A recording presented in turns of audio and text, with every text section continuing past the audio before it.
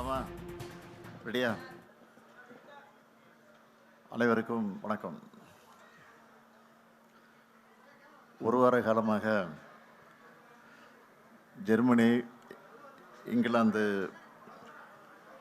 பயணத்தை நான் மேற்கொண்டேன். மன நிறைவோடு நான் திரும்பியிருக்கிறேன். இந்த பயணத்தை பொறுத்தவரையில் மாபெரும் வெற்றி பயணமாக அமைந்திருக்கிறது. மொத்தம் 15,516 கோடி ரூபாய் மதிப்பிலான முதலீடுகள், அதாவது 15,516 கோடி ரூபாய் மதிப்பிலான முதலீடுகளை ஈர்த்து 17,613 பேருக்கு வேலை வாய்ப்பு அளிக்கக்கூடிய வகையில் 33 புரிந்துணர்வு ஒப்பந்தங்கள் போடப்பட்டிருக்கு. தமிழ்நாடு மேலே நம்பிக்கை வச்சு 10 புதிய நிறுவனங்கள் தொழில் தொடங்குவதற்காக முன் வந்திருக்காங்க. உயர்கல்வி, சிறுதொழில் போன்ற துறைகளில் 6 அமைப்புகள் நம்மோடு இணைஞ்சு கூட்டு முயற்சிகளை மேற்கொள்ள இருக்காங்க. ஏற்கனவே இருக்கக்கூடிய 17 நிறுவனங்களும் மற்ற மாநிலங்களை நோக்கி போகாமல் நம்ம மாநிலத்திலே தங்களோட தொழிலை மேலும் விரிவுபடுத்துவது, எக்ஸ்டெண்ட் பண்ணுறதுக்கு முடிவு செஞ்சுருக்கிறாங்க. எனக்கு முன்னாடியே, நான் புறப்படுவதற்கு 4-5 நாட்களுக்கு முன்னாடியே என்னுடைய இந்த ஒட்டுமொத்த பயணத்தை முறைப்படுத்துவதற்காக மிக சிறப்பாக ஒருங்கிணைச்சு அந்த பணியை வெற்றிகரமாக நடத்திய தொழில்துறை அமைச்சர் தம்பி டிஆர்பி ராஜா அவர்களுக்கு முதல்ல நன்றியை தெரிவிச்சுக்கிறேன். அதேபோல் அவருக்கு துணையாக இருந்த அதிகாரிகளுக்கு என்னுடைய மனமார்ந்த வாழ்த்துக்களையும் பாராட்டுக்களையும் நான் தெரிவிச்சுக்கிறேன். தொழில்துறை அமைச்சரை பொறுத்த வரைக்கும் ஒரு துடிப்பான தொழில்துறை அமைச்சராக நம்முடைய ராஜா அதை இந்த பயணத்தின் மூலமாக ப்ரூவ் பண்ணியிருக்கிறாரு. கடந்த 4 ஆண்டு காலத்தில் மேற்கொண்டிருக்கக்கூடிய என்னுடைய பயணங்களுக்கெல்லாம் முத்தாய்ப்பாக இந்த பயணம் அமைஞ்சதுன்னு சொன்னால் அது மிகையாகாது.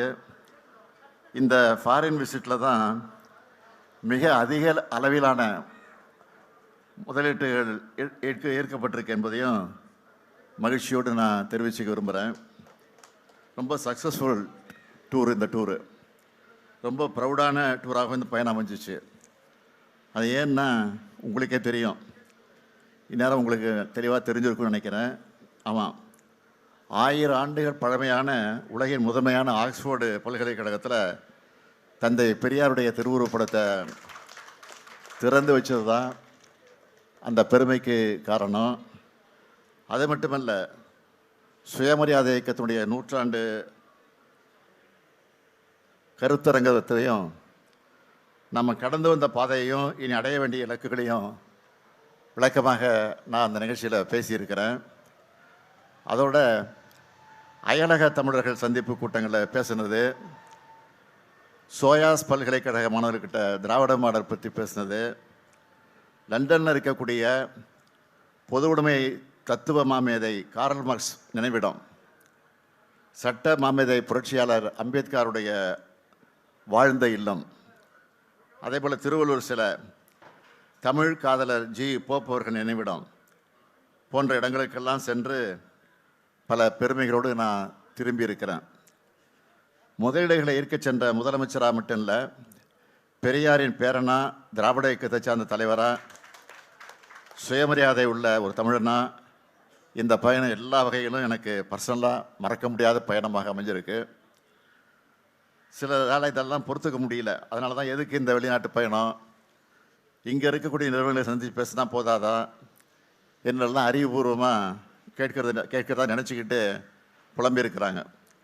அவங்களுக்கெல்லாம் நான் சொல்கிறது என்னன்னு கேட்டிங்கன்னா, ஜெர்மனியில் நடந்த இன்வெஸ்டர்ஸ் மீட்டில் நிறைய ஜெர்மன் கம்பெனி வந்திருந்தாங்க. அப்போது நம்ம தமிழ்நாட்டை பற்றி எடுத்து சொன்னதும் பல முதலீட்டாளர்கள் என்ன சொன்னாங்க தெரியுமா? தமிழ்நாட்டில் இவ்வளவு பொட்டென்ஷியல் இருக்குன்னு இப்போ நீங்கள் சொன்ன பிறகு தான் தெரியுது. இதுக்கு முன்னாடி வேற ஒரு மாநிலம்தான் தங்களுடைய பொட்டென்ஷியலை பற்றி பெருமையாக சொல்லிட்டு இருந்தாங்க. இனி நிச்சயம் தமிழ்நாட்டை நோக்கி நிறைய முதலீட்டாளர்கள் வருவாங்கன்னு சொன்னாங்க. அடுத்து ஜெர்மனியில் NRW மினிஸ்டர் பிரசிடெண்ட் திரு ஹென்ரிக் ஹூஸ்ட் அவர்களை சந்தித்து பேசினேன். அவரும் அதையே தான் சொன்னார். இப்படியான தொடர்புகளை ஏற்படுத்தவும் பார்ட்னர்ஷிப் உருவாக்கவும் தான் வெளிநாடுகளுக்கு முதலமைச்சரான நானே நேரில் போனேன். ஒரு மாநிலத்தோட தலைமை பொறுப்பில் இருக்கிறவர் இன்னொருவர் நாட்டோட மாநிலத்தில் தலைமை பொறுப்பில் இருக்கிறவரா அந்த பொறுப்பில் இருக்கிறவங்க சந்திக்கும் போது பிஸ்னஸை தாண்டி இந்த உறவு வலிமையாகுது. அதுதான் முக்கியம். அப்படித்தான் ஹென்ரிக் ஹூஸ்ட் இங்கிலாந்து அமைச்சர் திருமிகு கேத்ரின் வெஸ்ட் ஆகியோருடைய சந்திப்புகள்லாம் இருந்துச்சு. அதே போல் தான் இங்கே கேட்குற அடுத்த கேள்வி பதில் என்னென்னா, ஏற்கனவே தமிழ்நாட்டில் நிறுவனங்கள் இருந்தாலும் அவங்க புதிய திட்டங்களை இங்கே தான் தொடங்கணும், விரிவுபடுத்தணும்னு அவசியம் இல்லை.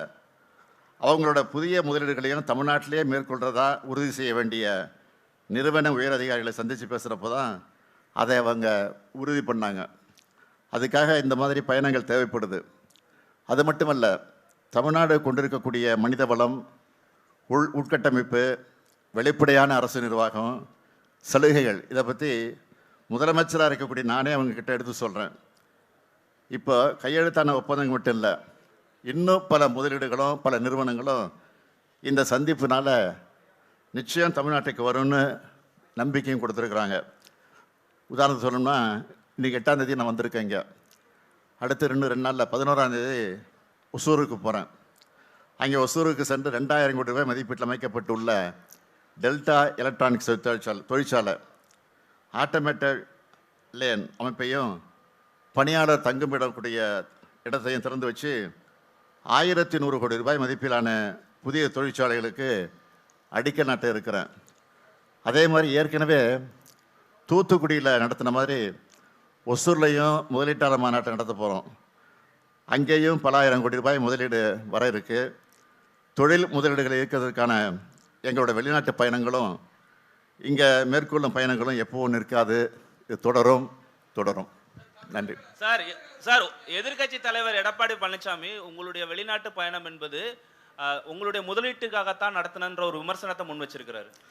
ஒரு வகையில் சொல்கிறது, முதலீடு பண்ண போனது இதை பற்றி திருச்சி சொல்லியிருக்கிறாரு.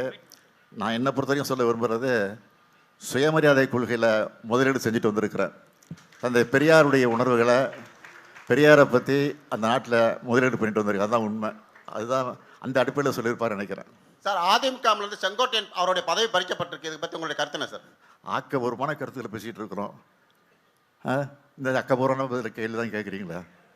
விட்டுருங்க சார். தமிழர்களை சந்திச்சிங்க, தமிழர்கள் வந்து தமிழ்நாட்டில் முதலீடு செய்யணுங்கிற மாதிரி அழைப்பு விடுத்தீங்க. அவங்களோட எதிர்பார்ப்பு என்னவா இருக்குது சார்? அவங்களோட ஆர்வம் என்னவா இருக்குது? அளவு கடந்து ஆர்வமாக இருக்கிறாங்க. அதான் நான் சொன்னேன், ஏற்கனவே தெளிவாக சொல்லியிருக்கிறேன். ரொம்ப போட்டி போட்டுக்கிட்டு அவங்க வந்து முதலீடு செய்கிறது தயாராக இருக்கிறாங்க. அதே மாதிரி தான் அந்த நிலையை நேரடியாக நாங்களே பார்த்தோம். நன்றி.